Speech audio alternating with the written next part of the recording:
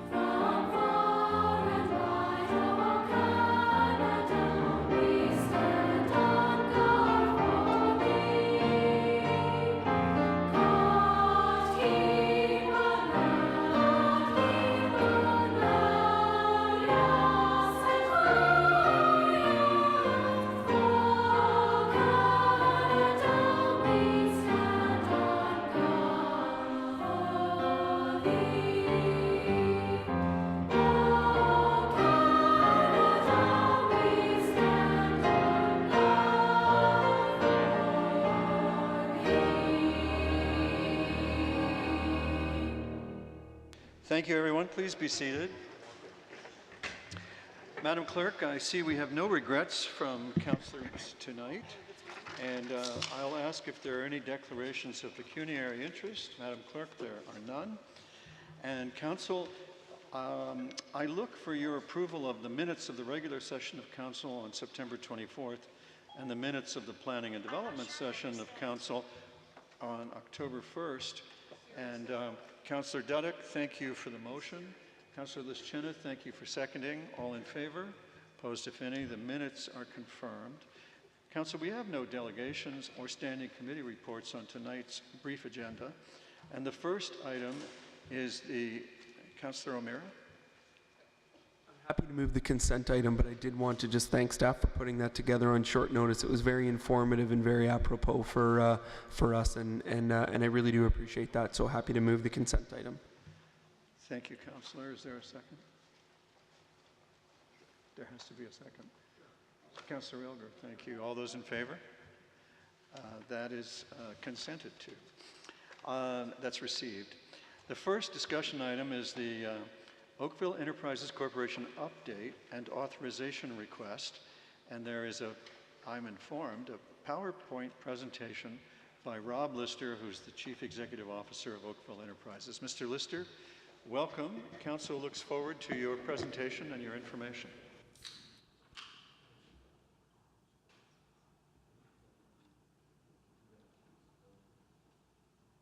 I'm just waiting for a presentation here.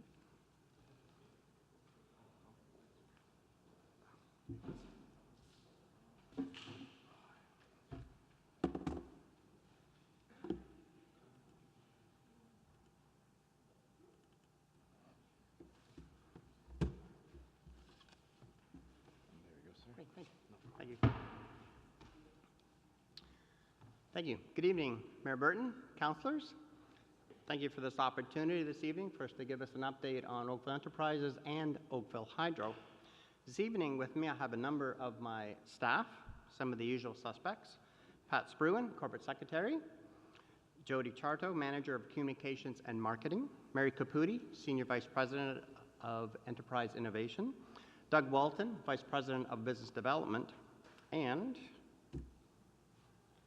with the retirement of Mike Brown at the end of the summer, I've made some leadership changes, and Scott Moody is now Chief Operating Officer of Oakville Hydro. Sean McCoggan is now our Chief Operating Officer of Energy and Infrastructure Services, and we have a new individual with us named Karen Marner, who is our new Chief Financial Officer. And Karen will be doing a presentation later in the year to Council to introduce herself a bit more. For this evening, I'm going to have Scott Moody come up and do our presentation and our update. And so with that, I'm going to ask Scott to come forward.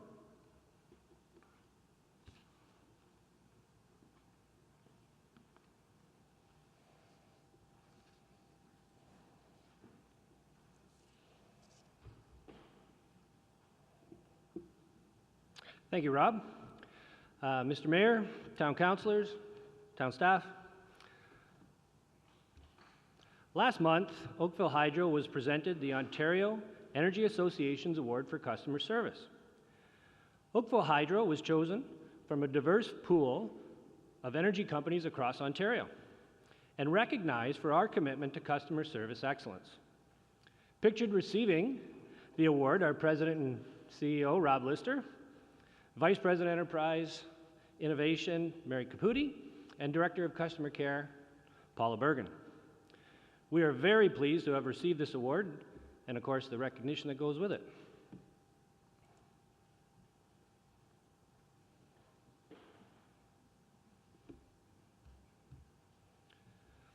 Electricity consumption has dramatically increased this year due to the wonderfully hot summer. Consistent with the provincial peak load, as reported by the independent electricity system operator, September is becoming the peak demand month in Oakville. As shown on the right, Oakville Hydro outage duration remains significantly less than the provincial average.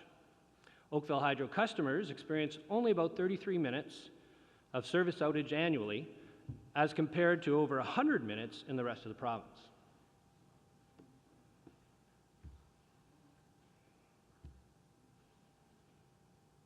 Oakville Hydro is partnering with the town at the new Southeast Community Centre, located on the grounds of the former hospital. The partnership will highlight innovative energy solutions fully integrated into Oakville Hydro's distribution management system. These include state-of-the-art rooftop solar electricity generation, electric vehicle charging stations, zero-emission geo-exchange heating and cooling, and battery energy storage. Test drilling for the geo-exchange field is complete, and full production drilling is scheduled to start very shortly. In recognition of Oakville's streetlight LED conversion, we would like to present the town with a big check for $310,945 from the Independent Electricity System Operators Save on Energy program. This is the second check paid to the town for this project. In total, the town earned over $1 million by converting more than 15,000 streetlights to LED technology. So there's the big check. Thank you. Jody?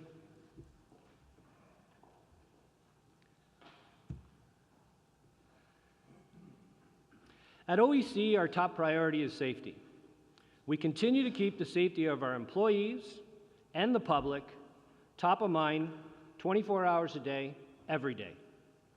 We were recently awarded with the Infrastructure Health and Safety Association's President's Award for surpassing 1.25 million hours worked with no lost time injuries at Oakville Hydro and 1.5 million hours at PVS contractors.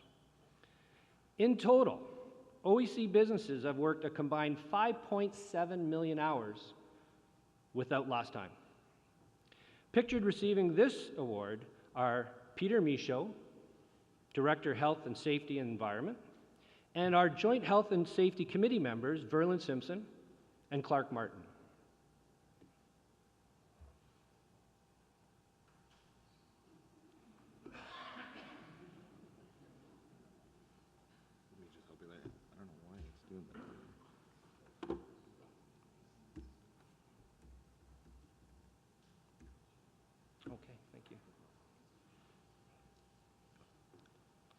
As part of Oakville Hydro's spring e-billing campaign, we donated $10 for every customer that switched to e-billing towards Oakville's tree planting program.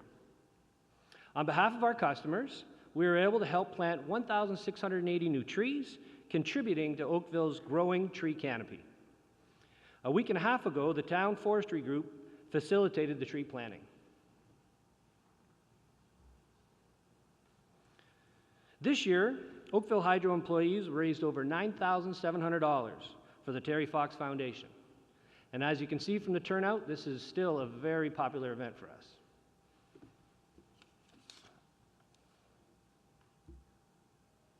Oakville Hydro is also supporting the annual community coat drive event by storing and transporting winter coats.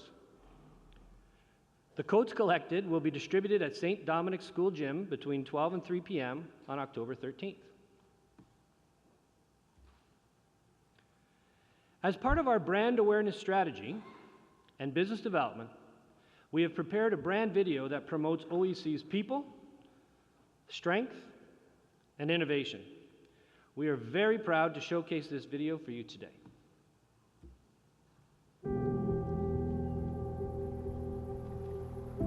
Here's to the early birds and the night owls, to the diggers, the climbers, and the builders, to the ones who keep us safe, the ones who ask questions, and the ones with all the answers. To the thinkers, the planners, the innovators, the ones with the big picture, and the ones handling the small details. We're in your cities, your towns, your streets, and homes. And every day, we think about your business, so you can think about your customer. We are OEC, and we're your trusted provider of energy and infrastructure services.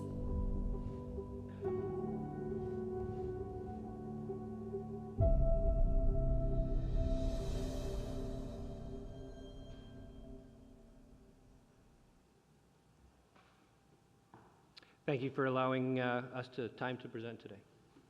Thank you very much for the presentation. Are there questions? Councillor Adams. Thank you very much for the presentation. Can I ask you just one sort of strategic question, which is, with the new provincial government, are there any changes to how OEC operates or impacts to what might be considered its success, or changes to the way things have to happen that we as your shareholders ought to look forward to or be aware of, or that members of our citizenry should be aware of? Sure. Through you, Mr. Mayor. Thank you. That's an excellent question. When we devised the strategy, we paid particular attention to not tie the strategy to any specific government program or subsidy. We knew that our strategy needed to be able to stand on its own feet and not rely on handouts or grants.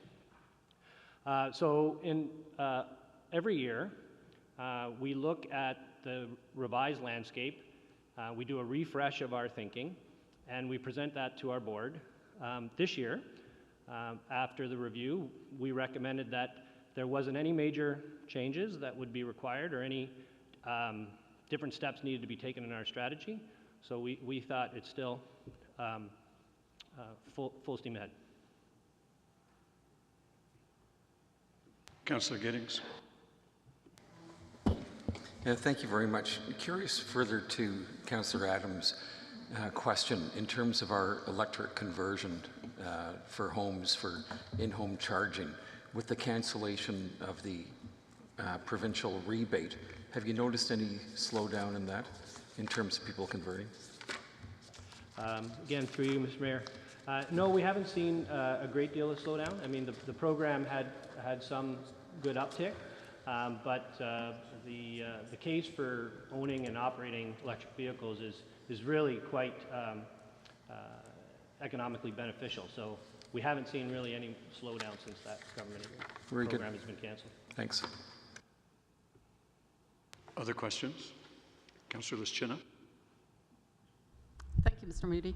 First of all, congratulations on a great report and all the awards. With respect to, so the new hospital's got the solar panels. Does Trafalgar Park, the new community center, does it have any upgrades there with respect to the solar energy? So this is the Southeast Community Center? No. The one that just opened up. Oh, I'm sorry. No, at least not Oakville Hydro is not involved in that particular project. Is that somewhere on the list down the road? Certainly can look at it, yes. Thank you, Councillor. Councillor O'Meara. Sorry, Your Worship, I just wanted to raise the fact, and again, thank you very much. Last week I was happy to attend the tree planting as well, and signaled out the great efforts and work that OEC does around town and as a community partner. So I do want to thank you again for that, and I know I have to phrase this in the form of a question, but wasn't it a lovely day? Thank you very much for that, Your Worship. Thanks. Thank you, Councillor. Councillor Robinson. Thank you, Your Worship. I'm going to take this opportunity to congratulate and thank Oakville Hydro for the sponsorship of the coat collection that was referenced. I'm a member of that committee, and we're working very closely with Oakville Hydro, and they're a great bunch of people to work with. Thanks. Thank you, Councillor. Thank you, Councillor. That comes with the voice of experience, 36 years experience, so you should treasure that compliment. Thank you. Council, I wonder if there's a mover and seconder for the recommendation before you that, 1, we receive the report, 2, that we approve the resolution contained in the confidential correspondence, and 3, that the mayor be authorized to sign the resolution for and behalf. Councillor O'Meara and Councillor Longo, all those in favor? And no one opposed? That's carried. Thank you very much, folks. Thank you. Council, we now turn to item number 3 on our agenda, the 16 Mile Branch Library funding request. And this is a report from Facilities and Construction Management and the Oakville Public Library. And the request is, number 1, that $280,000 additional funding for the temporary 16 Mile Library branch be approved, that $252,000 of that be transferred from the Development Charge Fund, and $28,000 from the capital reserves in order to proceed to manufacturing and construction of a library, and that the joint report be received. Is there discussion, questions, or a motion? Councillor Knoll? I'd be happy to move the recommendations, Your Worship. Thank you. Is there a seconder? Can I get a seconder? Councillor Chisholm. Councillor O'Meara, you have a question? I do, Your Worship. I thank you very much for this. First, just a clarification. I believe on page 50, it says that on December 18th, 2018, Council approved $1.8 million for the construction, and that might be presumptuous. I believe that might be 2017. Is that correct? So I guess my question really relies on, in about 10 months ago, we were at 1.8. And if I do all the math that's in this report, we're now about 34% more than we were in 10 months ago. So I'm wondering if you might pull the curtain back a little bit on how that happens and on how we jump 34% in a 10-month period from what Council approved last December.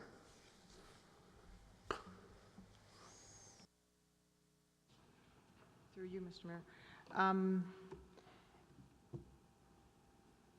So the budget was 1.8 million, absolutely, and it was approved in December 2017.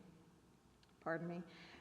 We went to a tender. It was a design build tender, essentially, and the successful bid was, I think it was $320,000 more. So we awarded that.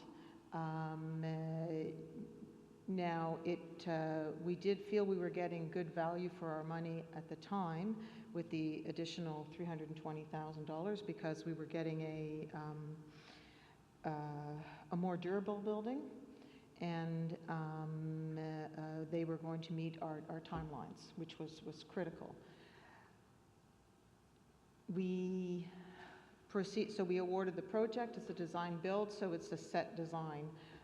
As we proceeded through the design and moved towards site plan approval, it was clear that the design as it was conceived and accepted at the tender award was not sufficient to meet the design guidelines really of site plan approval.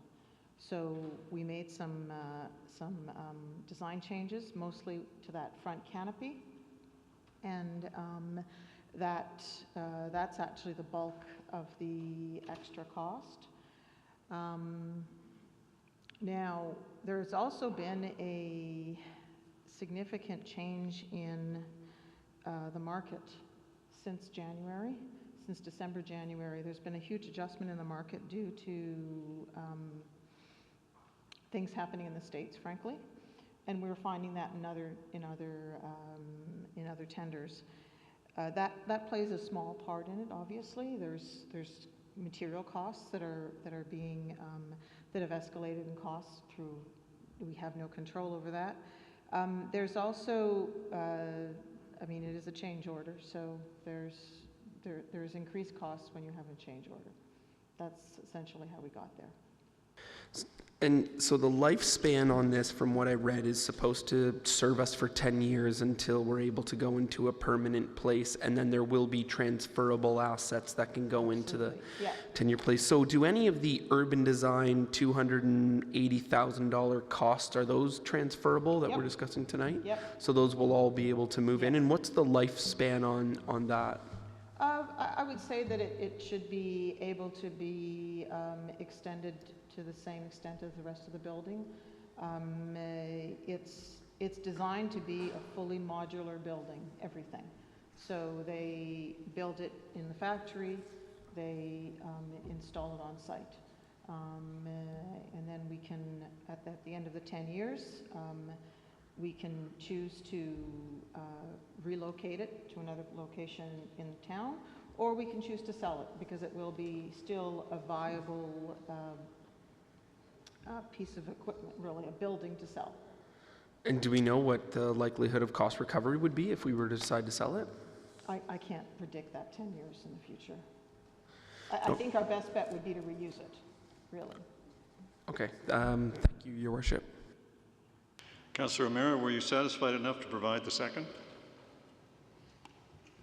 I believe we had a second already, did we not? Oh, thank you. I forgot. All right, may I put the vote? All those in favor? Opposed, if any, and that is carried. Are there any requests for reports? Any statements of condolence or news? If you have none, I want to mention that the town has tragically lost a larger-than-life figure whose leadership on inclusiveness and community participation as in her role as the leader of the Canadian Caribbean Association of Halton, Veronica Tyrell, passed on the weekend, tragically. And her services are this coming Saturday.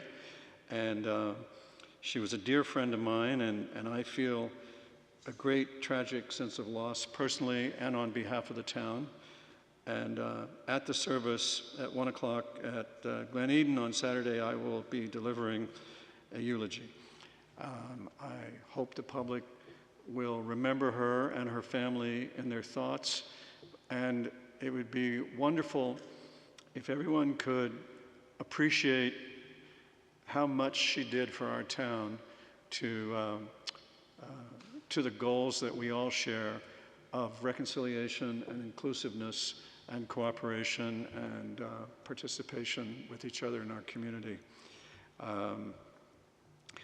You know, the values and the life that she witnessed for, I believe, are so strong and so well done that it will live on after her. And I have always believed that the greatest achievement in life is for what you do to live on after you. And I believe she has reached that mark. And thank you for allowing me these brief remarks. Anyone else with anything else? Then it's time for a motion and a second for the consideration and reading of the bylaws. Councillor Hutchins and Councillor Longo. This is for the bylaws as printed in the agenda. All those in favor? Opposed, if any? That adopts the bylaws. It completes the agenda. I thank you for your time and your attention and your questions. And I want to tell you it's been great working with you, and we are adjourned.